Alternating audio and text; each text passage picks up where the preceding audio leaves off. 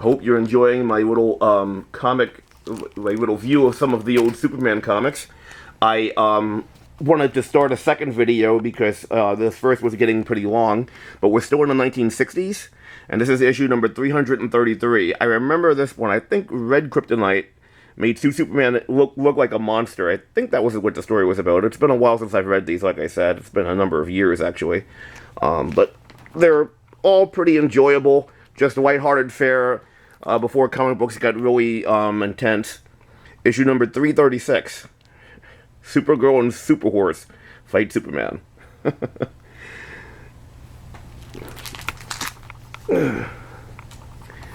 Oh, I remember this one, issue 337, Wags the Witches.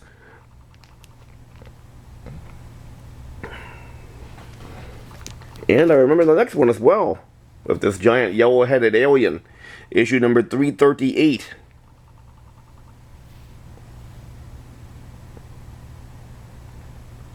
And then the next issue has Brainiac in it. He's a villain in the Superman run, issue number 339. You see Superman is in a water trap here, and poor Supergirl is in a kryptonite trap. She looks sad. Okay. Next we have issue number 340, which is a landmark issue, because it's the first appearance of the Parasite. I don't think he ever appeared in any of the movies or anything, but he's a pretty regular Superman villain in the comics. He can basically leech the powers from the heroes if he touches them. And then we have issue number, I think this is 341. I'm very sure it is, where Superman and Clark Kent are throwing bowling balls or cannonballs at each other. What's going on here? You have to read the comic and see. I honestly don't remember. Oh, it is cannonballs though. I can see the cannon in the background. Okay. Issue number 342. I don't remember this one either off the top of my head. This is still in the 60s, I'm pretty sure. In fact, I'm definitely sure this is still the 60s. Issue number 343. I don't remember this one either, actually. Like I said, it's been a while since I've read these. Issue number 344. Oh, I do remember this one. Pretty surreal. I remember this one very well. Next, we have issue number 346. It seems like a lot of these comic covers are pitting Supergirl against Superman for some reason. 346. Now, as I said before, Supergirl would be the backup story in the Action Comics throughout the 60s, all the way up until she went to the Adventure Comics. And we're still in the 60s because Supergirl is the backup, I believe. Issue number 351 is next.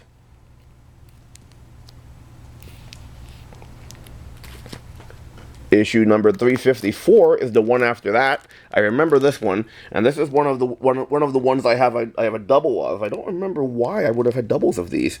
Maybe I received them as a gift when I already had them. I'm not sure. But if anyone wants a copy of issue 354, please contact me.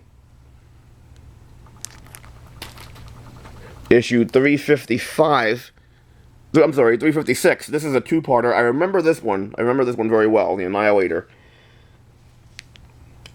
356. You can see the bad teenagers always have leather jackets, kind of like caps, and like motorcycle kind of attire. It shows that they're the bad teenagers. Issue 357 is a continuation of 356. It's all part of the same story. Action Comics, they weren't, they were more episodic. They weren't like a continual story, but sometimes some issues would last more than one. Some stories would last more than one issue. They would last 2, 3, even 4 sometimes, or more.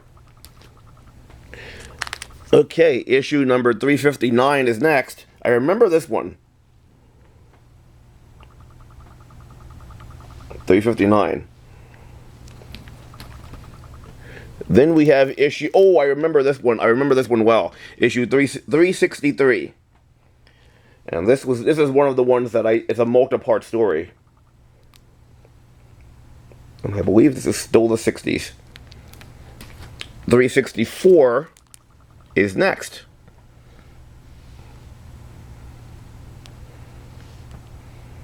Now the next one I remember very well. It was a very odd issue. 369. Superman's Greatest Blunder. This is basically, okay, it's hard to explain. Well, just to explain this very quickly, there are these aliens that want to help, they want to help the Earth. They want to basically, like, correct a lot of the wrongs on the Earth, and Superman doesn't understand that, and he thinks that these alien devices, they send these devices, and he thinks the alien devices are some kind of trap, and he destroys them all. And these aliens are from, like, galaxies away, so they're not sending any more. I guess that's kind of a cautionary tale. Next, we have Superman number 371. Now, this one, if I remember correctly, this is part of a big story arc where Superman loses his memory. And he's wondering who he is, and he, for a while he thinks that he might be the president of the United States. It's a really weird, story arc, but like I said, they kept us going probably 4 or 5 issues. So that's 371. Then we have issue 372, where he thinks he's a wrestler.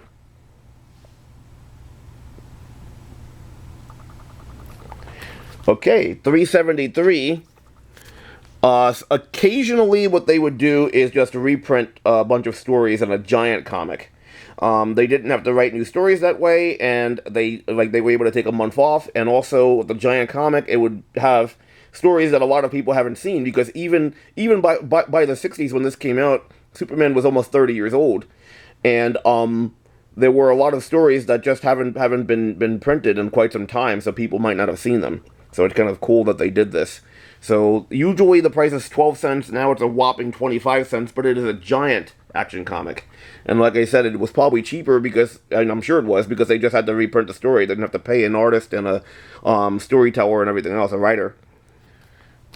So going back to Superman's not knowing who he is, 374, that goes back to that story arc, where he thinks he might be a wanted man. Okay, what's next? 375. He still doesn't know who he is. I think this might be the end of that story arc, if I remember correctly, but we'll see in a moment. Just give me a second here. I don't want to, I want to just make sure I don't knock these over. Okay, so I'm a photographer. I don't really do any video editing, and I'm not really good at panning, so I apologize for the way the video has been kind of all over the place. I'm trying to be as steady as I can, though. Next we have 376. Okay, I don't remember this one particularly. 377 is next. I vague knowledge of this one, but not a lot. Oh, and I see the price has gone up to 15 cents now. I believe now, in fact, and I also, the Legion of Superheroes is the secondary feature, so I think now we're in the 70s. I think this might be 1970 by now. So that was 370. What was that, 377? Now we're at 380. Again, I believe we're in the 1970s by now. In fact, let me check. This comic is a bit in better shape than the 60s comics I have. And the paper was a bit firmer. No, we're still at September 1969. I don't know if you can see that. Let's have a look here.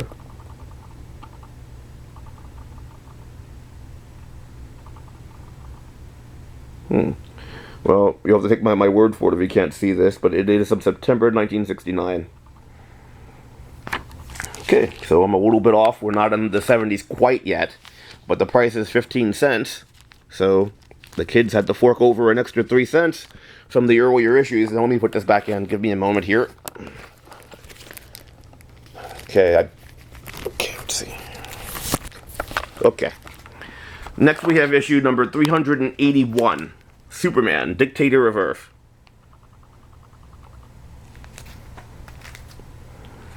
And next we have, oh, I remember this one, 382. And don't worry, there is no real magic in this.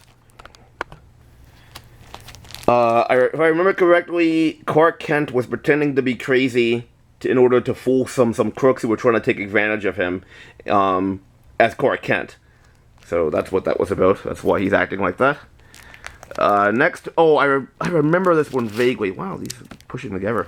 Okay, issue 385. It's supposed to be in the far future, and Superman is aged. 385. And that's continued in 386 here. The Home for Old Superheroes. Again, I haven't eaten.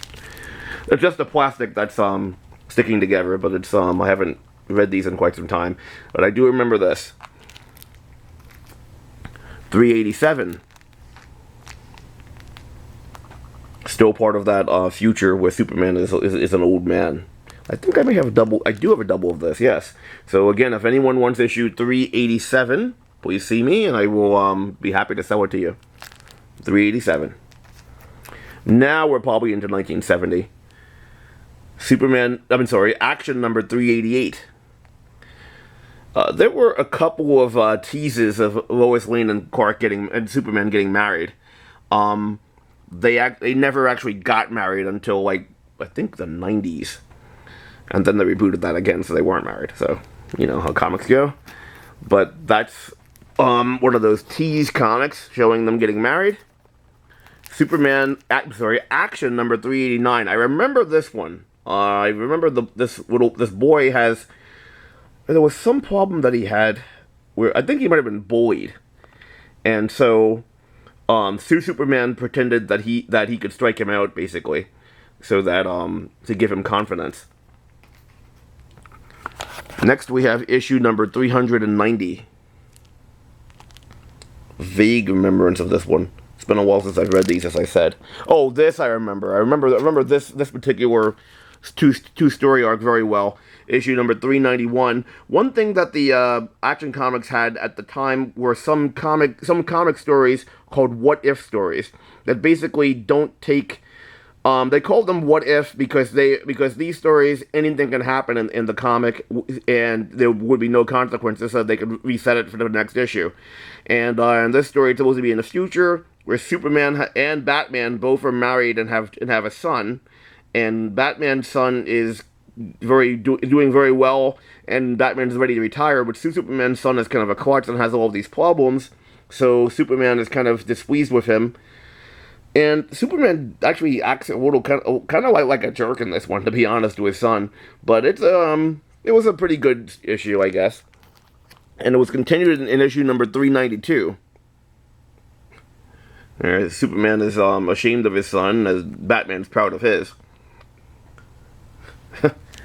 Okay, so next we have issue number 393, and we're still at 15 cents. Let's try to peel this off. There we go. Issue number 393.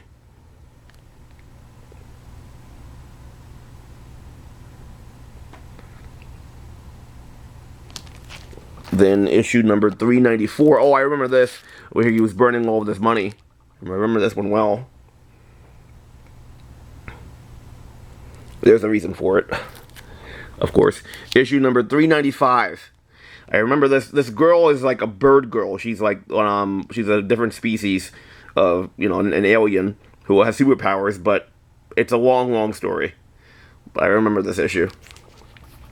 Oh, then another what if storyline. I think there were a few. This is a multi-part as well. Issue number 396. It's supposed to. Oh yes, it's supposed to be in the 1990s, and this was made in like 1970. It's a little bit into the future, and Superman's kind of washed up. Continued in the next issue, issue 397.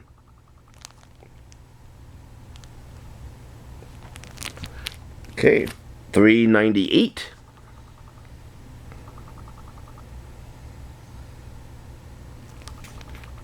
$3.99.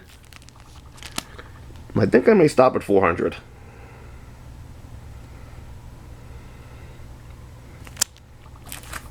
Issue number 400.